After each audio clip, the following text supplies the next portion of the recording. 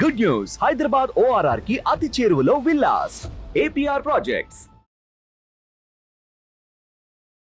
Sir నమస్తే sir, Guruprasad గారు. నమస్తే సార్. సార్ గురుప్రసాద్ గారు, త్వరలో ఎలక్షన్స్ రాబోతున్నాయి కదా, మరి ఎలక్షన్స్ అనగానే ఎలక్షన్ హడావిడి స్టార్ట్ అవ్వగానే అంటే మార్కెట్ రియాక్షన్ అనేది ఎలా ఉంటుంది?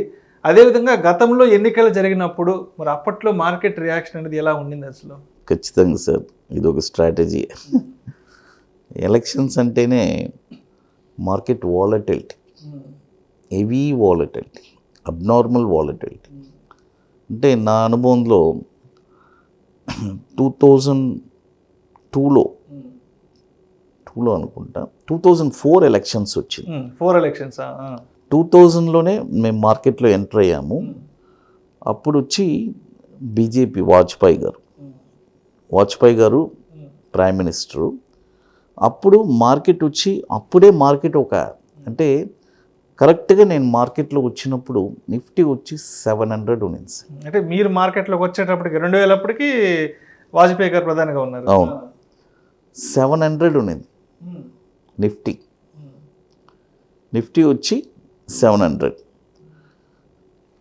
అంటే అక్కడి నుంచి నిఫ్టీ వచ్చి చూస్తున్నాను 2004 ఎలక్షన్స్ వచ్చింది, గవర్నమెంట్ చేంజ్, కాంగ్రెస్ గవర్నమెంట్ వచ్చింది.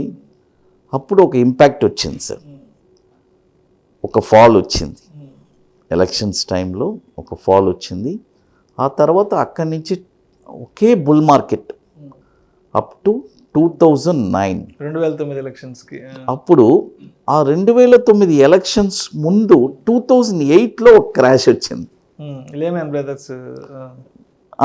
Brothers and P notes, participatory notes అని మన చిదంబరం గారు ఒక కొత్త ఒకటి అనౌన్స్మెంట్ చేశారు. అప్పుడు అది పెద్ద స్ట్రాస్. అంటే 6300 నుంచి 2200కి వచ్చింది సార్ ఆ సంక్షేమం. 2008 సంక్షేమం అప్పుడు నిఫ్టీ ఆల్ టైమ్ అయింది. నాకు చాలా బాగా గుర్తు, ఏంటంటే అవన్నీ మనం ట్రేడ్ చేశాం కదా. 6357 ఆ వచ్చి అక్కడి నుంచి 2200 దాకా వచ్చింది. అప్పుడంటే మీరు చూడండి, ఆలోచించండి ఎన్ని శాతం తగ్గింది. అంటే 6000 అంటే దగ్గర నిఫ్టీ వచ్చి మోర్ దెన్ 60% పడింది. 60% నిఫ్టీ పడి అక్కడి నుంచి మళ్ళీ వచ్చి పుంజుకొని అలా వచ్చి ఆ 6357 బ్రేక్ అవడానికి 2-3 సంవత్సరాలు పట్టింది సార్. ఆ నిఫ్టీ బ్రేక్ అవడానికి. బ్రేక్ అయ్యి అలా వచ్చి తర్వాత ఇప్పుడు మళ్ళీ ఏమైందంటే ఒక అప్పర్ ఫ్రీజ్ వచ్చింది. ఇది 2009 ఎలక్షన్స్లో మార్కెట్ వచ్చి మళ్ళీ ఒక అప్పర్ ఫ్రీజ్ వచ్చి ఇలా అప్ అండ్ డౌన్స్గా జరుగుతున్నాయి. బట్ ఎలక్షన్ టైంలో ఖచ్చితంగా వాలటిలిటీ ఉంటుంది. బట్ ఏది ఏమైనా సరే మన ఇప్పుడు అట్ ప్రజెంట్ బీజేపీ గవర్నమెంట్ ఇప్పుడు 2014 వాళ్ళ పాలసీలు అప్పుడు ఫస్ట్ వాళ్ళు వేశారు. సరే, ప్రజలకు ఒక ఏంటంటే కొత్త గవర్నమెంట్ వచ్చింది ఫస్ట్ టైం. అంటే బీజేపీ వచ్చి ఇంతవరకు వాళ్ళు అంటే వాజ్పేయి గారి తర్వాత ఈయన మన మోడీ గారు గుజరాత్లో 3 years ఆయన 3 times చీఫ్ మినిస్టర్గా ఉన్నారు. ఇప్పుడు వస్తే మన దేశం ఎలా డెవలప్ అవుతుంది అని ఒక నమ్మకంతో వచ్చారు. బట్ మోడీ గారు కూడా ఆ నమ్మకాన్ని కాపాడారు. చాలా విషయాలు చేశారు, మన ఇండియాని చాలా డెవలప్ చేశారు. అంటే టోటల్గా ఒక ట్రాన్స్ఫర్మేషన్కి వచ్చేసింది. డిజిటల్ తీసుకొచ్చారు. ఇప్పుడు ఈ రోజుల్లో చూడండి, ఎవరు వచ్చి డబ్బులు క్యారీ చేయట్లేదండి. ఒక మొబైల్, యూపీఐ పేమెంట్స్ మొత్తం మొబైల్లే అండి. మొబైల్ లేకపోతే ఇక సగం ప్రాణం లేదు.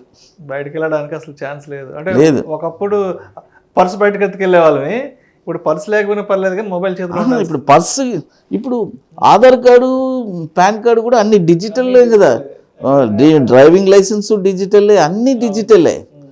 కాబట్టి ఇంత డెవలప్మెంట్ తీసుకొచ్చారు డ్రాస్టిక్. అందుకే మార్కెట్కు అన్ని ఇన్స్టిట్యూషన్ కానీ పెద్ద పెద్ద ఇండస్ట్రీస్ కానీ మంచి నమ్మకం కుదిరింది. ఇది మన ఇండియా వచ్చి ఒక భారీ లెవెల్లో మంచి ట్రాన్స్ఫర్మేషన్ వచ్చింది, ఒక డెవలప్మెంట్ అయింది. బట్ అందులో కొన్ని నెగటివ్స్ కూడా ఉన్నాయి. డిమానిటేషన్ చేశారు, చాలామంది చనిపోయారు. అవన్నీ వచ్చి ఒక బాధ కదా, ఎందుకంటే మనుషులు చనిపోకూడదు, అది ఒకటి చూసుకోవాలి. అవన్నీ కొన్ని పాజిటివ్స్ ఉన్నాయి. బట్ యాజ్ అ బిజినెస్ పరంగా బిజినెస్ పీపుల్కి ఎప్పటికీ ఇంతవరకు నష్టం లేదండి. అన్నీ వచ్చి ఈ మోడీ గారు వచ్చిన తర్వాత ఈ 2 టర్మ్స్ చెప్తున్నాను, 2014 and 19 వెరీ గుడ్, మంచి పాలసీలు అన్నీ తీసుకొచ్చారు, బ్రహ్మాండంగా ఉంది. జిఎస్టీ ఇంప్లిమెంట్ చేశారు, అందరికీ బిజినెస్ ఆపర్చునిటీస్ ఇచ్చారు, బ్రహ్మాండంగా ఉంది. బట్ ఇప్పుడు నెక్స్ట్ ఇయర్ ఎలక్షను, ఎందుకంటే జనరల్గా మార్కెట్లో మామూలుగా అండి 3rd టైము ఇదే చూడాలి. ఎందుకంటే ఇది ఒక ఆశ్చర్యకరమైన, ఎందుకంటే ఇంతవరకు 3rd టైం ఎవరు కంటిన్యూగా, అంటే 2 టైమ్స్ వచ్చున్నారు, 3rd టైం అనేది మన జనరేషన్లో చెప్తున్నాం. అంటే ప్రీవియస్గా మేబీ రికార్డ్ ఉండొచ్చు, మనం చూడలేదు.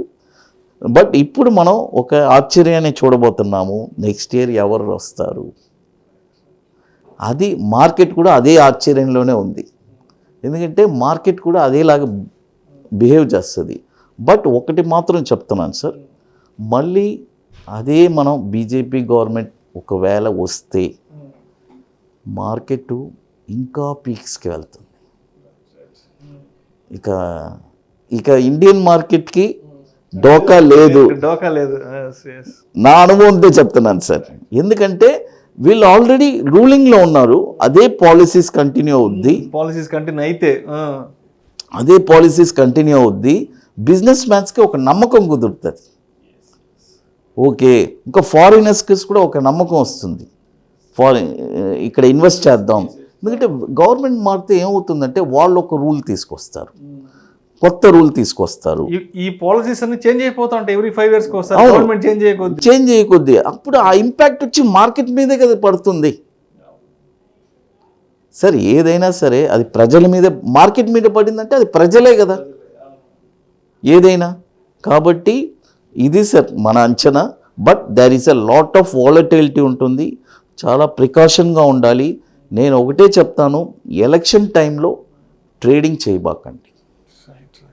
నేను చెప్పే చాలా ముఖ్యమైన అడ్వైస్ ఏమిస్తానంటే, ఆ ఎలక్షన్ 1 month, ఆ ఎలక్షన్ 1 month, ఎలక్షన్ ముందు ఎలక్షన్ తర్వాత ఆ 1 or 2 months ఉంటుంది, కొద్దిగా అవాయిడ్ చేసుకుంటే, ఎందుకంటే మార్కెట్ సెటిల్ అవ్వాలి.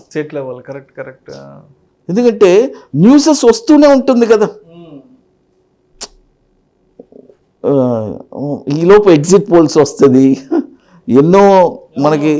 ఎన్నో జరుగుతుంది. కాబట్టి ఆ ఇంపాక్ట్ అన్ని మనం ఎందుకు డబ్బు రూపంలో పెట్టి మనం ఎక్స్పెరిమెంట్ చేయాలి. సూపర్ సార్, నిజమే, కరెక్ట్.